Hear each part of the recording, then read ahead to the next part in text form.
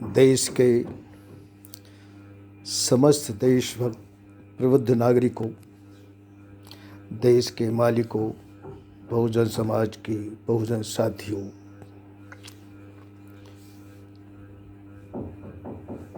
मोअज़्ज़िज़ बुजुर्गों और मेरे अजीज़ दोस्तों, आपका हार्दिक अभिनंदन। सादर जय भीम, नमो बुद्धाय।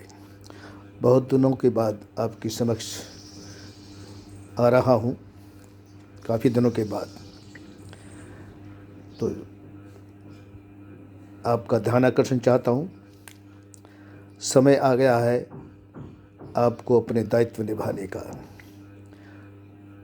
बहुत जल्द ही चुनाव होने वाले हैं। चुनाव की घोषणा हो सकती है कभी भी। तो इस समय आपको एक देशभक्त नागरिक होने के नाते अपने दायित्व का निर्वहन करना है। आपको पूरी ईमानदारी के साथ अपने दायित्व का निर्वहन करना चाहिए। मतदान का सदुपयोग करना चाहिए और मतदान अवश्य करना चाहिए। हम किसी जाति या पार्टी की बात नहीं कर रहे, देश हित की बात करिए। आपके सामने जितनी भी पार्टियां हैं उनके बारे में विचार कीजिए। किस पार्टी ने बहुजन समाज के लिए, शोषित दलित वंचित लोगों के लिए, कमीरा वर्ग के लिए, जो परिश्रम करने वाले हैं, काम करने वालों लोगों के लिए किसने क्या किया है। कांग्रेस को ही लीजिए आप। जब से देश आज़ाद हुआ है, किसी भी प्रदेश में और पूरे देश में पार्टी ने बहुजन समाज के हितों का क्या काम किया है। किसी भी प्रदेश में क्या उसने जो कोटा है आपका आरक्षण का, संविधान प्रदत्त जो संविधान ने आपको दिया है, क्या किसी भी प्रदेश में किसी भी मुख्यमंत्री ने कार्य पूरा किया है, ये आपको निर्णय करना है। इसी प्रकार दूसरी पार्टियां हैं। समाजवादी पार्टी के बारे में आप अच्छी तरह जानते हैं, उसने क्या किया है।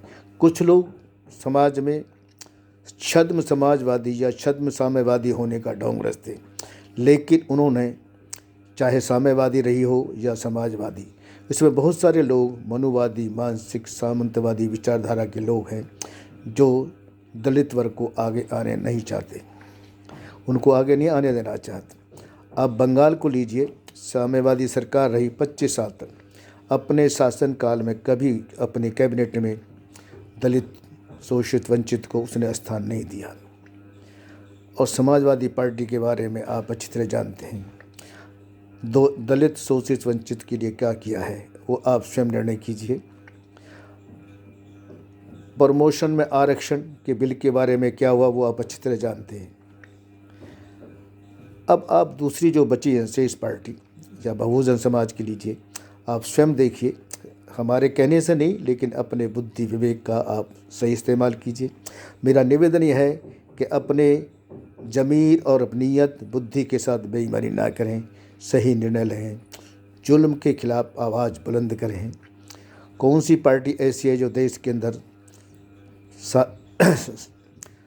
आपसी प्रेम को ख़त्म करना चाहती है, देश को बांटना चाहते, ऐसे लोगों से बचिए। धर्म या जाति के नाम पर बांटना चाहते, ऐसे लोगों से सावधान रहिए। आप सही आदमी को चयन कीजिए। आप स्वयं देखिए, खुद एग्जामिन करिए कि कौन व्यक्ति कैसा है।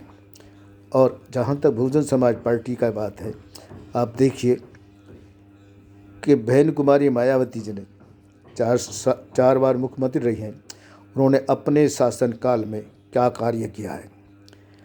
मैं मानता हूं कि उन्होंने अब तक जितने भी मुख्यमंत्री हुए अपने शासनकाल में सबसे ज़्यादा विकास का कार्य किया है, और जो कहा है वो कहा है। धार्मिक उन्माद नहीं फैलाया, समाज को बांटा नहीं है, सभी समाज के लिए, सब समाज के साथ उचित न्याय किया है, ऐसा मैं मानता हूँ। आप क्या मानते हैं ये आप विचार कीजिए। तो ज़्यादा लंबी बातें ना करके मेरा निवेदन है कि आप अपने मत का सदुपयोग अवश्य करें। किसी को भी दीजिए, किसी को भी जिताओ, किसी को हराओ, ये आपका दायित्व है। आप मालिक हैं और मतदाता ही वास्तव में मालिक हैं कि जिसको इस मतदाता का प्यार मिलेगा, स्नेह मिलेगा, उसके सिर पे ताज होगा, और जिसके प्रति जिसकी नाराज़गी होगी वो बर्बाद होगा। तो आप अपने मत का सदुपयोग करें, पूरी ईमानदारी के साथ, ज़मीर के साथ अपनी नीयत और बुद्धि विवेक का सही इस्तेमाल कीजिए। ऐसे लोग को वोट आगे बढ़ाइए जो आपके हितों की बात करे, संविधान की रक्षा करे, संविधान को बचाए, देश को बचाए, देश की रक्षा कराए। उन्हीं को अपना वोट दीजिए। ये मेरा मत है। बस ज़्यादा बात न कहकर ज़्यादा वीडियो को लंबा नहीं करना चाहते हम, क्योंकि आपका इंटरेस्ट, आपका ध्यान भी बहुत आवश्यक है। तो आप इसमें ध्यान दीजिए, और जो मतदान का जो उत्सव है, चुनाव उत्सव, इसमें बढ़ चढ़ कर भाग लीजिए। मतदान अवश्य कीजिए, किसी को भी दीजिए वोट, अच्छे आदमी को चुनकर भेजिए।